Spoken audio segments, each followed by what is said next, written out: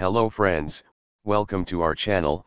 In this video I will show you 10 interesting things happen in May 5, 2017. So let's get started. The number 10 is: the search for Joseph Kony was finally called off. The star of super viral hit Kony 2012 is an African warlord who heads the Insane Lord's Resistance Army, LRA, a kind of Christian ISIS that wants to put Uganda under strict Old Testament law. At their height, they caused mayhem in Uganda, the DRC, CAR, and what is now South Sudan, killing some 100,000 civilians. Their modus operandi was to level whole villages, rape and mutilate the women, and then abduct their children and force them to become soldiers. In short, Kony is one bad dude, so bad that in 2011, President Obama pledged a U.S. task force to help Uganda track him down. Fast forward 6 years, and the operation is now being called off. Kony, depressingly, is still free. There are worries the end of the search will give the LRA a chance to regroup. They still have over 120 armed soldiers and have carried out some 150 abductions in 2017 alone. If we're unlucky, the LRA could use this space to re-emerge as a real threat to Central Africa.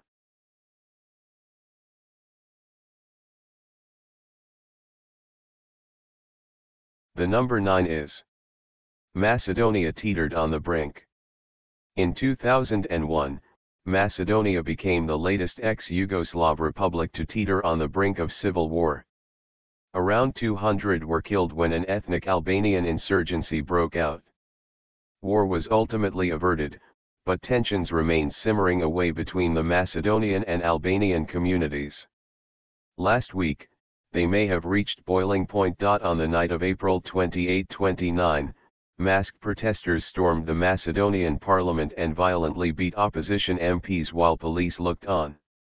A few days later, it was revealed that state security forces may have colluded in or even organized the assault. Things have been tense since the ruling Macedonian party VMRO lost elections in December to the largely Albanian SDSM. VMRO refused to step down. Since then, there have been signs the party has been using the police to intimidate opponents and illegally cling to power. This being the former Yugoslavia, such acts have the real potential to explode into violence, especially when you consider that Serbia, Russia, the US, and the EU all have vested interests in Macedonia.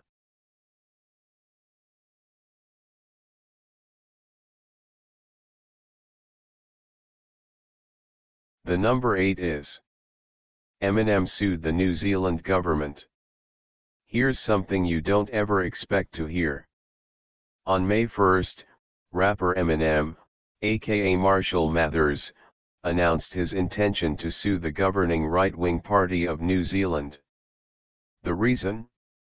They played one of his tracks without asking.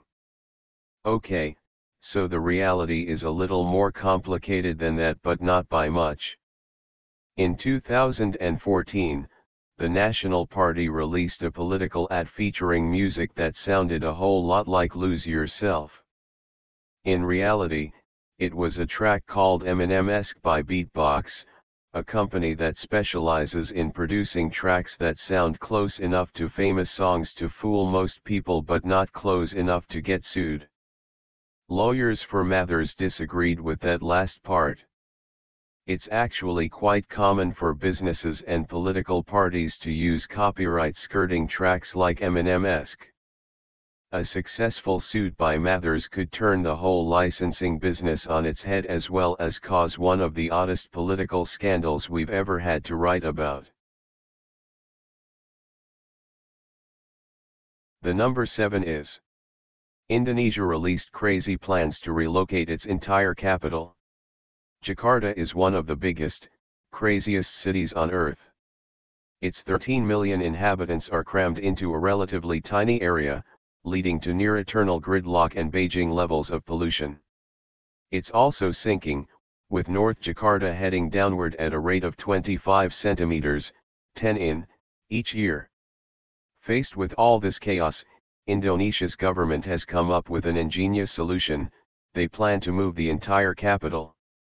Such crazily ambitious schemes have worked before. Brazil built itself a whole new capital in the 1960s, and Kazakhstan's oddball dictator once turned a random desert village into his new, high capital on a whim. But Jakarta is something else. The plan isn't just big, it's crazy. Moving all Jakarta's institutions, big businesses, parliament, and so on would be one of the largest relocation operations Asia has ever seen. Plans are still in the early stages, but don't expect the story to go away entirely. With the city slowly sliding into the sea, it's clear that something needs to be done as soon as possible.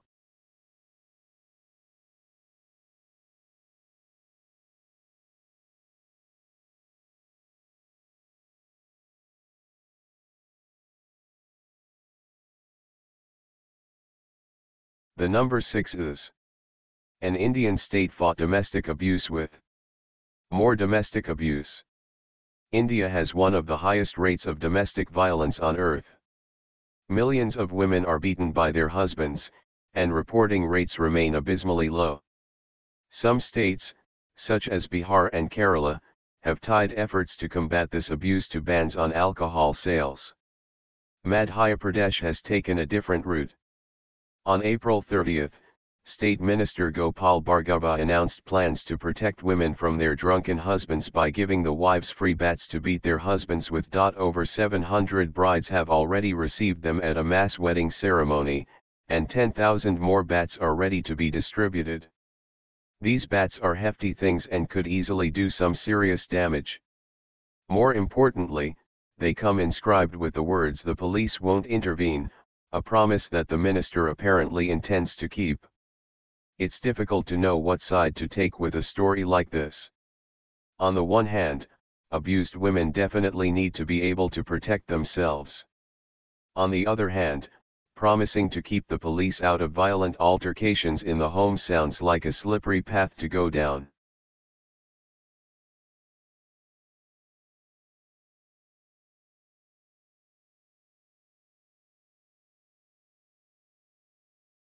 The number 5 is: Hamas grew marginally less radical. Terror group Gaza governing party Hamas really does not like Israel. Their charter calls for the destruction of the Jewish state, and it has long been a stated aim of theirs to liberate all of Palestine, a polite way of saying they want to drive out all Jews in an orgy of ethnic cleansing. Or rather, it had been their aim.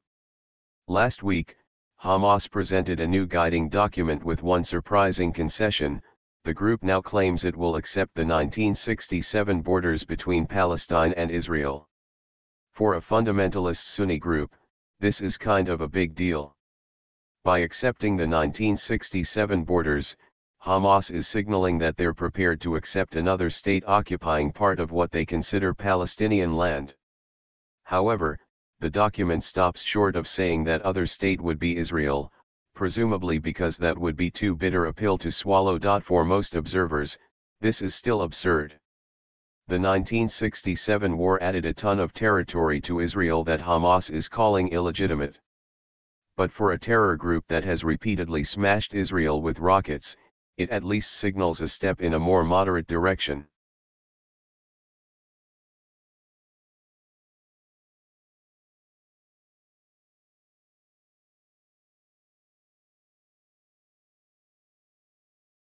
The number 4 is: Britain's Prince Philip announced his retirement.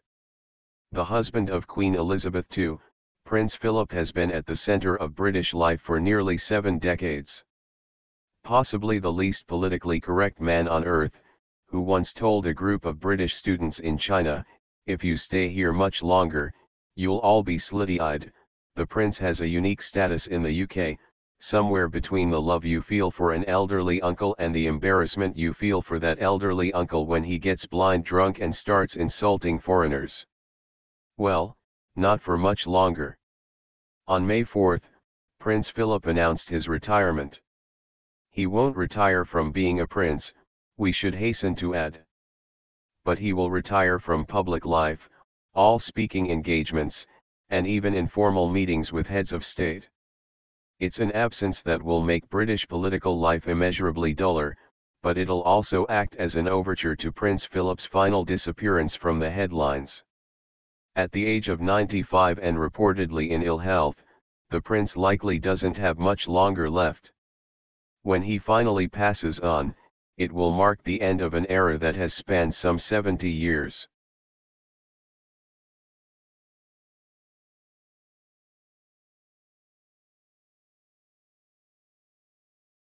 The number 3 is Nigeria's president went missing. Nigeria's president is officially missing in action.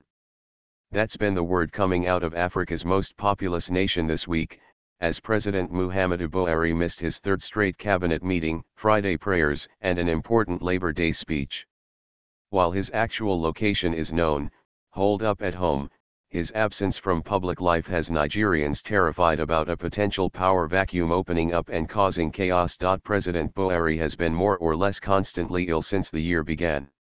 He took 7 weeks medical leave in the UK and then returned to Nigeria only to vanish inside his official residence. The timing is especially unfortunate.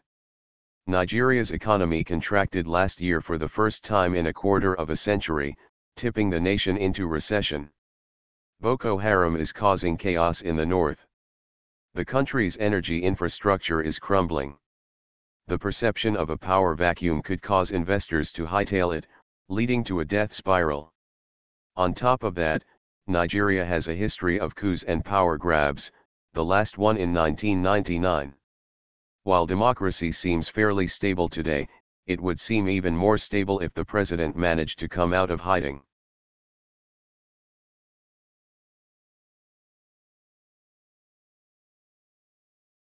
The number 2 is Republicans may have finally repealed Obamacare. As political lightning rods go, they don't come much bigger or more highly charged than the Affordable Care Act, aka Obamacare. For 7 straight years, the Republican Party has made repealing it one of their raisons d'etre. An attempt to push through a replacement bill in March, the American Health Care Act, AHCA, collapsed in ignominious defeat. But that may soon change. The House Republicans have passed a new bill. The bill will still have to pass the Senate, where the concerns of moderate Republicans make its torpedoing a real possibility. But still, clearing the House represents a major victory for a bill badly in need of a major victory. Outside the rarefied world of Capitol Hill, the bill would have an enormous impact on Americans' lives. Critics claim it would increase both the uninsured rate and the deficit. Supporters say it will lower costs for younger insurance buyers and that savings will lower taxes for all. If this bill does indeed become law, we'll soon be finding out who was right. The number 1 is Venezuela's crisis reached the tipping point. In the past month, 34 people have been killed in the protests sweeping Venezuela. The country has been in crisis for years, with malnutrition, lack of basic essentials, and rampant inflation destroying lives for millions. Already this year, the socialist government of President Maduro launched a power grab that effectively neutered the country's opposition-controlled parliament and placed the judiciary under his control. Now he's gone one step further. Last week, Maduro announced plans to rewrite the constitution in such a way that Venezuela would effectively become a dictatorship. Regional allies of Venezuela claimed that the government was pouring gasoline on the fire of the protests. With the greatest respect, they were already doing that. There have been reports of security forces handing out weapons in pro-government neighborhoods while banning firearms for the rest of the country. It seems almost as if Maduro is itching for an insurgency to crush or even a full-blown civil war. If he keeps on acting like he is, he may, sadly, get his way. Thanks for watching video. Please subscribe our channels for more videos.